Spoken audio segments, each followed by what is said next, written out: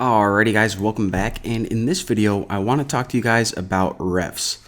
Now before I explain exactly what refs are, let me go ahead and talk you guys through exactly what we're going to be doing. So essentially, whenever the user edits these comments, we want to allow them to pretty much type some new comment in here and hit save, and then it's going to save it right here. So this action is actually broken up into two parts in our code. So the first thing we're going to need to do is we're going to need to get the value of whatever they typed in, and that is kind of step one, and we do that whenever they hit save.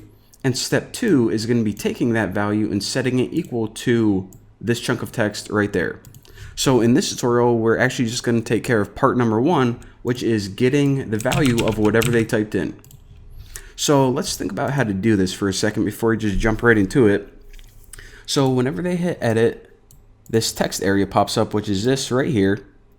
And then they throw some text in here, whatever their weird comment is, and then we have to get the value of it. So we pretty much need a way to reference this text area so we can get the value of the text that they typed. So let's think about this. I mean, I guess we can give it an ID, right? Well, wait a minute.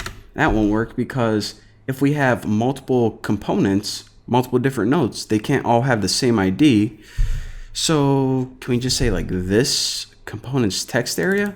Well, that won't work either because we can actually have multiple text areas, and what if we have a component with like 3 different text areas? So all right, how do we solve this problem?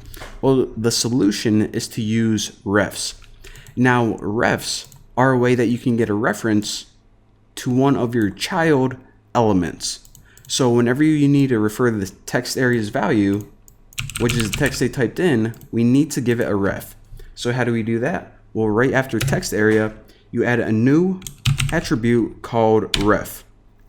Now you can give this anything you want, and I'll just say new text. So now when we refer to the new text ref, it knows that it's talking about this element right here.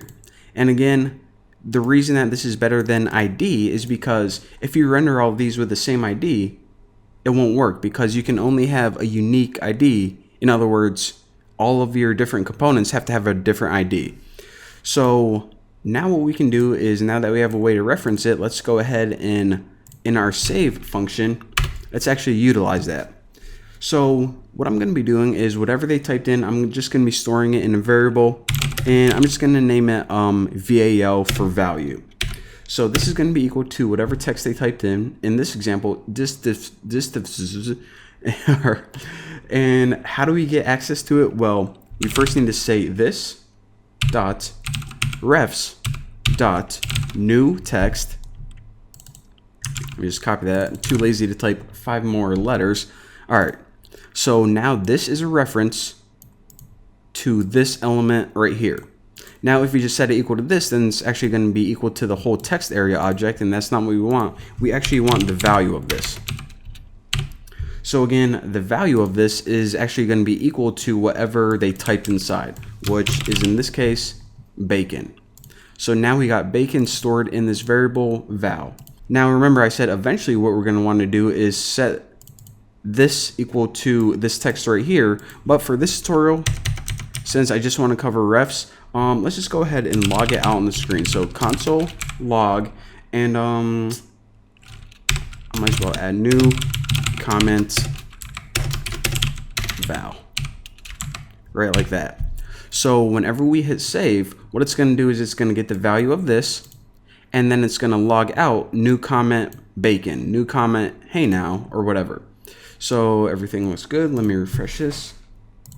And all right, so I know you guys probably can't see in my console, but I'm going to hit edit, and then instead of hi, my name is Bucky, I'll say this equal to bacon smakin', and then I'll hit save, and then it logs out new comment bacon smakin'. Actually, it looks like smackin', but whatevs, yo.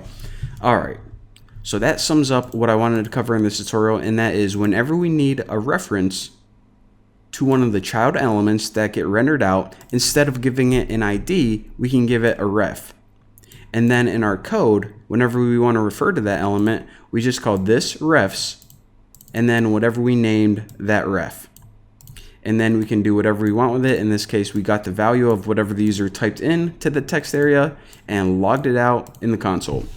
So yeah, there's part 1 to saving these comments, and part 2 is a little bit more tricky, but we'll get there. So thank you guys for watching. I will smell you later.